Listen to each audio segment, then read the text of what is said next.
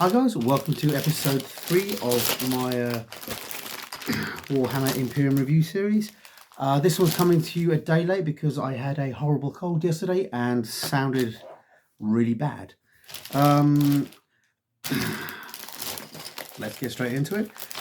This week we've got issue 3. Let me just open up. It should now be coming out weekly. Obviously, we had the first week, then we had a 2-week break for issue number 2, and then issue number 3 has come out the week after that. In this issue, we're getting Macragge Blue, which if you collected Warhammer Conquest, you'll probably still have a ton of this. It is one of their favourite colours because it is the base of the Ultramarines, and the Ultramarines are one of their favourite units. We've got bases, as always, the most important part of any model. These ones are slightly different to the normal bases in that they have this little hex bit in them, which is designed for the models to go into. And frankly, I quite like it because it holds a lot of models quite firmly in place. It's reminiscent of some of the Slaughter bases, and it really allows them to put a lot of positions in the rules. Okay, let's get to the plastic. Oh, this plastic is a little warped and bent. I don't know if you can see that on the camera.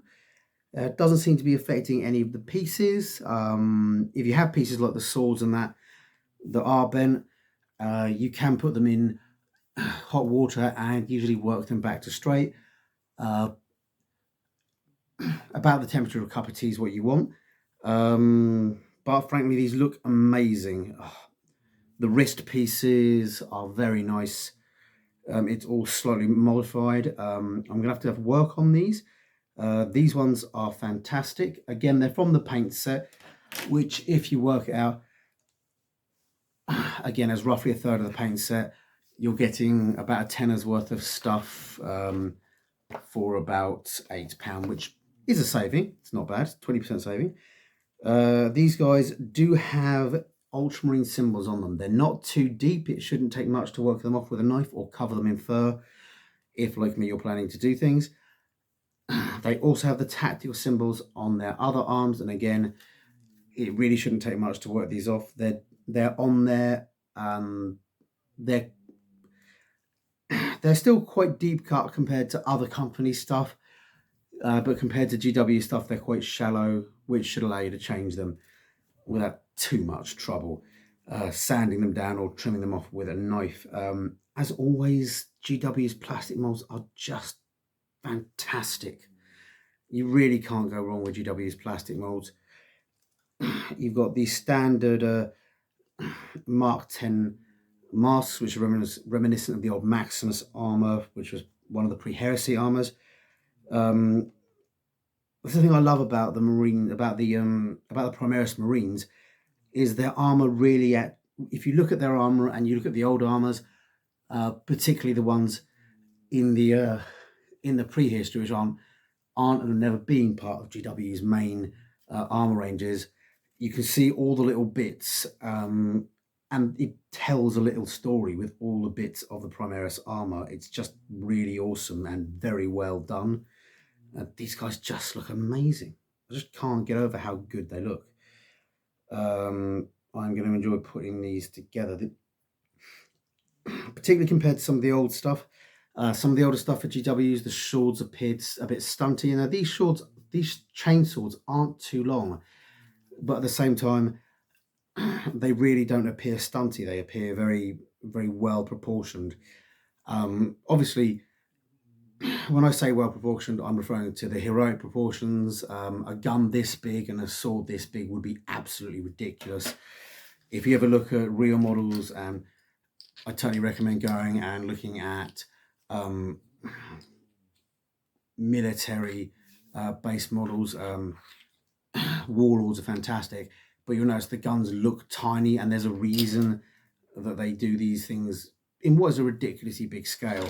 It's because real weapons don't look scary on models. They don't look intimidating or cool because they're tiny. And as much as as much as you might think, oh yeah, when you think get a gun, it has this feeling of heaviness.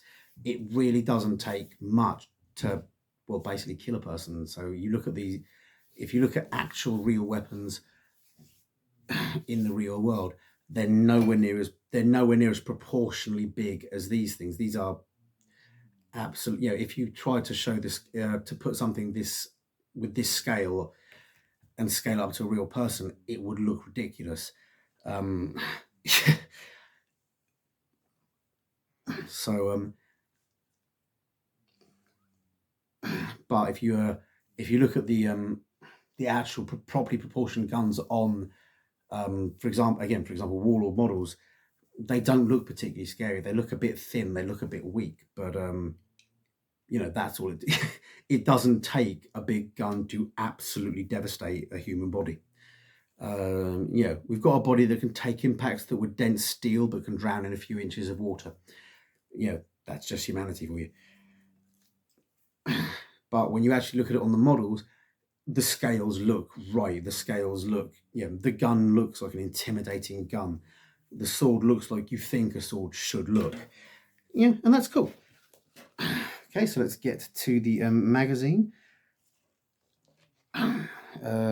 Obviously on the front it's covering what we've got. The assault intercessors, paint your ultramarines and learn to fight in close combat is what's promising today. We've got the signature of Ian, our Primaris lieutenant, as it were. And we've got the assault intercessors. I'm enjoying the style of this magazine when compared to both Conquest and the my brain just literally forgotten the name of the magazine we just finished collecting. I'm gonna go and get it.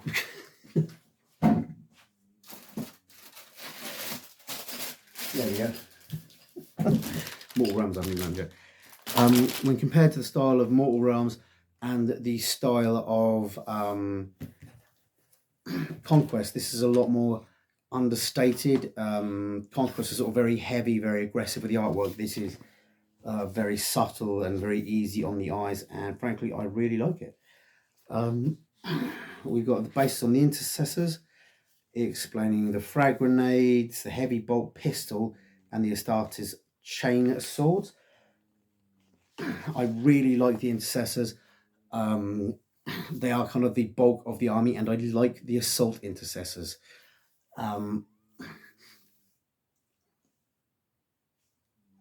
Before they came out, you had some heavy armor dudes, but you really didn't have an assault punch for the Primaris, and I really do like this. And then you've got a thing explaining what your shoulder markings are. Obviously, the Ultramarine symbol lets you know what chapter they're in, and the cross-shaped icon lets you know that they are part of the assault wing. Although the Primaris Marines are arranged in kind of very different ways, but it's still quite cool. In this one, the assault indicator. Sorry, I'll read it out for you because there is an actual difference. The cross-shaped icon on the right shoulder pad shows that the assault intercessors are a close support unit rather than being an assault unit. That's because the Primaris don't have assault units, they have close support units, they don't have long range units. They have all, their organization is markedly different. So whilst they have guys that do similar jobs, they don't all do the same job. The idea, I think, is that a lot of this stuff harkens back to the post-heresy doctrines. Primaris were created before the Codex Astartes, so they don't lock in with the Codex Astartes. A lot of their stuff is post-heresy, and you can see that in a lot of their special weapons guys are all equipped into the same squads. Their basic intercessor squads don't have plasma and don't have heavy weapons dude, and their plasma squads are nothing but plasma weapons. Their heavy weapons squads are nothing but heavy weapons, which is something you might see more in an army that's meant to work with other forces, and that's meant to work in much larger forces as a conquering army, as opposed to the Space Marine armies for the classic Space Marines, who are divided into 1,000-man chapters and 100-man units, and each unit is supposed to be able to attack and respond to threats completely self-sufficiently. These guys aren't designed to work as self-sufficient units. They're designed to work together as bigger, aggressive units, because that part of that is because when you're on the offensive, you know where the attack's going to be. When you're on the defensive, you don't. So you have to spread your guys out. You have to make sure that every area that could be attacked has all the tools it needs. Whereas on the offensive, where you're focusing, where you're choosing where the fight is and you're focusing where you're going, you can decide what you put where. And all that is reflected in the Primaris units and in how they function and how they're put together, which I really like. We've got a nifty bit down the bottom here. Squad of assault intercessors, usually numbers 5 or 10. This squad has suffered casualties, including the loss of their sergeant. Now only 3 remains. Obviously, the actual reason is you get a 3-man squad of these, and you get a 3-man squad of Necrons in the painting set. But I'm sure they'll work out the difference and allow us to fill it in. But I do like that. That's good. It's including stuff in, and it's helping you know that. We've got a little bit of bump here. I'm going to read it in a silly voice. Assault intercessors are close support infantry who specialize in hand-to-hand combat. They fire heavy bolt pistols as they advance upon their foes. I can't do this because I've got a cold still. Jesus. Once they have closed upon their enemies, they cut them to pieces with brutal strikes from their chainswords. And that's really cool. I love the fact that they have heavy bolt pistols as opposed to just standard bolt pistols. It kind of speaks on the doubling down to their jobs that you find in the Primaris. Each unit, again, isn't a tactical unit. Each unit is meant to do a very specific job and has a very specific role. If you're a Space Wolf player, this will be familiar to you, as the Space Wolf codexes from 3rd ed at least were designed for the units to work with each other rather than having little separate units that you could do whatever you wanted with, which always worked well, which is one of the reasons I think that the intercessors really, well, the whole Primaris thing really flows well into the Space Wolf doctrines and into the Space Wolf stuff, which is one of the reasons I like them. It also kind of gives that thematic link, because the reason the Space Wolves functioned as they did was because the Space Wolves were still working very much from old pre-heresy doctrine that they'd adapted. When the Codex had come to Fenris, Russell had gone, that's nice, and then screwed up and thrown it away and done what Russ always wanted to do. And so you can see how thematically and how story-wise they've grown and how it makes sense for these guys to work in a way they do. You can see mirrors of it in the Space Wolves, who was also working in ways that were much closer to pre-heresy tactics, and it's all really, really nice to see that all fleshed out and to have it make sense. Obviously, you've got your battle record of your squad. You can name these guys if you like. I find that naming your individual warriors gets them killed. If you name them, you get attached, and if you get attached, they die. It's just the way of things. But this is all really cool. Again, bits filling up. Eat out. Gone to the side. I'm back. Bits of again, photocopy it. Take a photo of it. It's probably available somewhere online, and you can print it off, and you get these beautiful cards. Another one, if you've got somebody who's got a laminator, or you've got to laminate yourself, laminate them, because you can write over them with dry white pens, or better yet, you can write over them with Sharpies, which you won't wipe off when you lean on them, and then you can use dry white pens as erasers. Little trick there. If you're writing on something which is dry white, like if you were to laminate these, dry white pens work as an eraser for Sharpies, so you can write things down that won't get wiped off, and then you can wipe them off yourself. It's really quite cool. Now we've got a small bit saying Dark Imperium. Again, we've got, in the last days of the 41st millennium, mankind finds itself consumed by endless wars. This is an age in which history, reason, and hope have been ground away by conflict and suffering. Enlightenment had been replaced by superstition, zealous faith, and desperate prayer. Humanity stands on the brink of extinction. Hope you guys enjoyed the silly voices. I am available for weddings and bar mitzvahs, or voice work if anybody ever wants to give me money. And this gives you you've got a basic rundown here of what's going on in the universe at the moment, explaining about the Imperium mankind, and it's existed for years. It's also giving a brief explanation of the new shape of the galaxy. Many of you will remember that for years there was the Eye of Terror, and it was a big thing. Then Abaddon led 12 Black Crusades out. None of them seemed to do anything and earned him the name Failbadon. Then he led the 13th out, and it turned out it was all part of his cunning plan all along. He was manoeuvring pieces, and now the universe is literally divided in two, with the Imperium being on one side and what they call the Dark Imperium being on the other side. It's still the Imperium, it's cut off heavily from the Imperium. There are a few routes through. So you've got one side where the Imperium is still fighting much as it always did, and another side where it's even more desperate, which is quite cool. It allows for a lot of different aspects of the stories to be told. You've got a bigger, slightly deeper explanation. The Imperium and the Imperium Nihilus explains what they are. I'm not going to ruin it for you. And then it gives you a nice explanation of what the warp is. And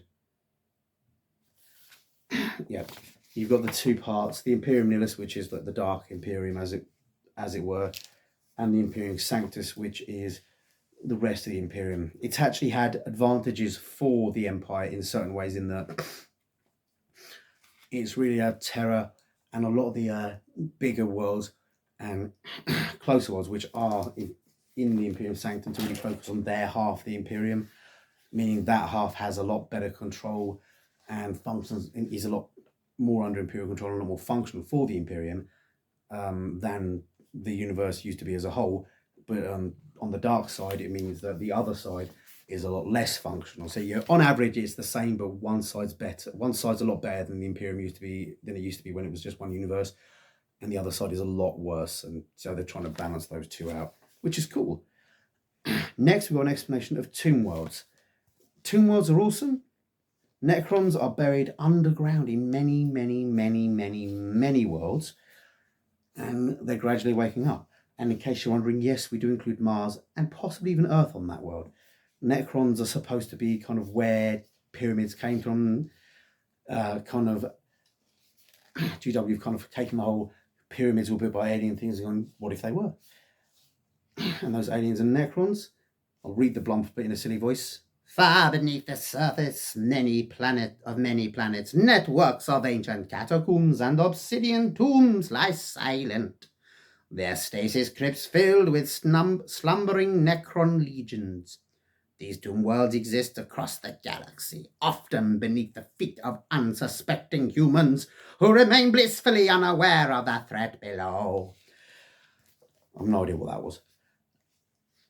But again, it goes into an explanation there. One of the I really like this, because one of the stories is that the spirit that inspired the Adeptus Mechanicus on Mars is actually the Void Dragon from the Necrons, which is why the Necrons and the Adeptus Mechanicus stories kind of mirror each other very well, and does mean that there's the potential for a Necron uprising on Mars. You've got explanation towards there, as I said, and then on the next page you've got the Great Sleep, the effects of entropy, and the Canoptic caretakers.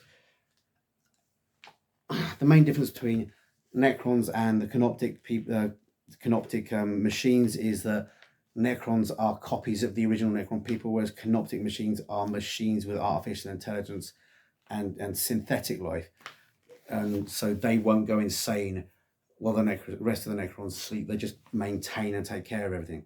Then we've got a little story, which is the assault on Drakthir, which is pretty cool. Drakthir is a ghost world, its population wiped out. Upon the surface of the fallen worlds, space marines from the Ultramarine Second Company fight a brutal battle with the implacable android legions of the Zarkan dynasty, which is pretty cool. Then it's a nice little story, just lasts 2 pages, and then we're on to the build. These ones seem to be a lot more organized. The previous magazines had a bit of a variance in how much bump you got, and then when it went on to the building, this seems to be a lot more consistent. You've got X number of pages of bump then into the building. You've got the warning there. Again, you really need to pay heed to this clipper warning, because if you miss with a clipper, you could destroy your entire house, cut straight through the brick and everything. So do be careful. I joke, I don't have much feeling in the tip of that finger or that one, because I sliced through them so many times. So there's nerve damage in my fingers because I fucked up so much. It's really funny. One thing it's actually noted is it's giving you the base size here. This is good to remember, because if you're stripping these out and putting them aside to build at a later point and you don't catch up, knowing which size bases go to which models is actually more useful than you'd think. A bit more of a description on the build there. These guys can only go together one way, I'd imagine, but if you give a quick skip through the instructions, it's easy to see how they go. If you don't want to, you can just figure it out yourself. I find the puzzle part of the building to be fun. We got the painting bit here. Obviously, you're cracking open your blue and you're using the brush that you got in last week's issue. And again, they have you painting directly onto the plastic. Personally, I prefer to do a base coat when I'm painting with a brush, just because I find colours, particularly if the colour is kind of a greyish colour, I find having a colour that's a bit more of a contrast can really just help you spot the bits you've missed. With this, they're just advising multiple coats and paint over everything. I don't know if you can see the difference between these guys in terms of colour, but you can see the first one is a lot greyer, and the third one has that rich blue. Yeah, you can use, there's nothing wrong with using this as your base coat and then using it this as your undercoat and then using it as your base coat as well. They do work for that. As I say, I just tend to prefer something which gives me a little bit more of a contrast, because it helps me make sure that I haven't missed anything in the models. Sorry if I'm twitchy, I've had a lot of caffeine. And as I say, I'm sick as a dog. Here they're basically advising you to do the same thing with your Primaris Lieutenant. When paint goes on plastic, it usually holds very well. So you don't need to worry that much about protecting it like you would with a real model. But if you've I still tend to varnish them when I'm done. And if you've only got base coat on, I would try and keep them somewhere where they're not going to get knocked and damaged too much, as that way you won't have to repaint it and things like that. Also, a thing a lot of people don't think of is wash your hands before painting. That way you don't risk getting any grease from your fingers or your hair on the models, which means you're painting them decent more. Sometimes what can happen is, you'll get grease on the model and then you'll paint it, and then if you're handling another bit of the model again because you're trying to get into an awkward position, you rub it off. Partially that's because your fingers are quite rough compared to paint, but partially that is often because you've got a little bit of just finger grease or hair grease or something on the model, so the paint hasn't held on quite as well as it could. That happens more with metal models than plastic ones, but still a point worth remembering. Next, we've got Hold Them Back, calling for reinforcements. This is basically the mission brief before you try your next mission. This one looks pretty cool. You've got an assault. You've got 3 assault intercessors versus 3 Necrons. You've got a fairly solid setup.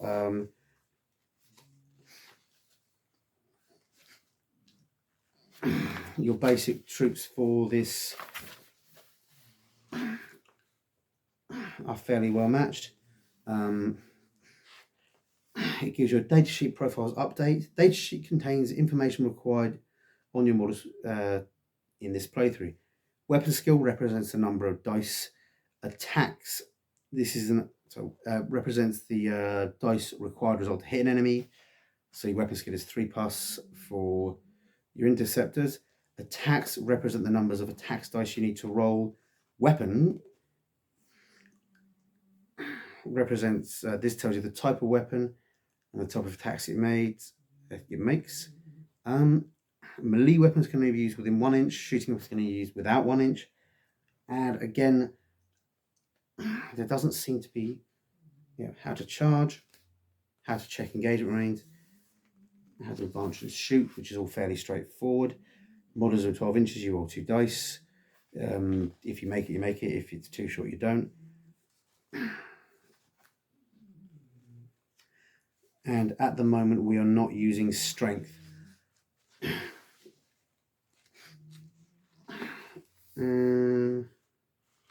Are we using saving throws?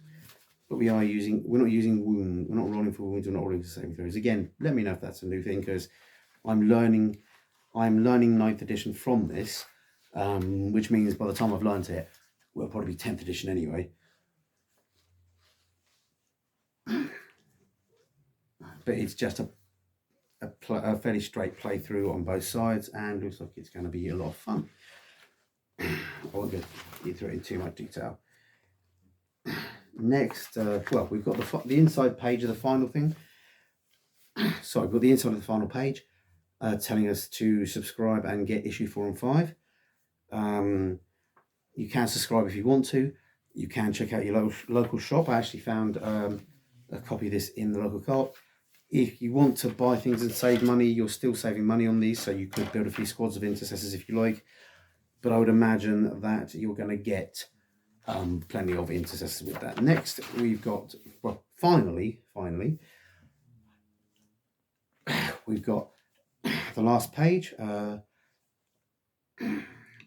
Next week, we're going to be getting Leadbelcher, and we're going to be getting the Scorpec Destroyers, and a full-size battle mat, which sounds cool. Week after that, we've got a Primaris Captain. There are a lot of Primaris Captains. I've already got several of my own, but this guy looks cool, and I think I'm going to enjoy painting this guy and having fun with him. He's got a nice haircut. The haircuts and the faces are another thing. He's gotten a lot stronger on this this set of models. We can look at the where are we? The copyright on it. We can see this is copyrighted 2020. If you ever want to know how old the cast for your models is, you'll find out primarily by checking the copyright. And whilst there are quite a few exceptions, because you get some models that are just classic models, in general, the newer the copyright, the better the models. Just because GW are constantly improving. So apparently next week we're going to learn about Primaris, not next week, the week after next, we're going to learn about Primaris Captain, discover Space Marine chapters, and take your captain to battle. So that's pretty fucking cool. Okay, I hope you guys enjoyed this. I'm trying to use the camera on the back of my phone, so I hope I stayed in shot most of the time. The camera on the back of my phone is great. Oh, one thing I missed, obviously, is this thing. So, yeah, this is just telling you to buy stuff, basically. And, oh, I'm just going to pause a second while I roll for the winner of last week's competition. Quick roll. Reese Hackney has won 3 Necron Warriors. I will poke you in the comments and tell you which email address to send your address to. I know I've sent you stuff before because you've won stuff before, but I don't have your address because I delete them every time just to make sure that your personal information is safe. So I'll poke you in the comments, or if you watch the video, just email me at wargamerdad.uk@gmail.com, and I will send the Necrons to you, mate. Okay, I hope you guys enjoyed that, and I will see you next week. Bye-bye. We get dizzy.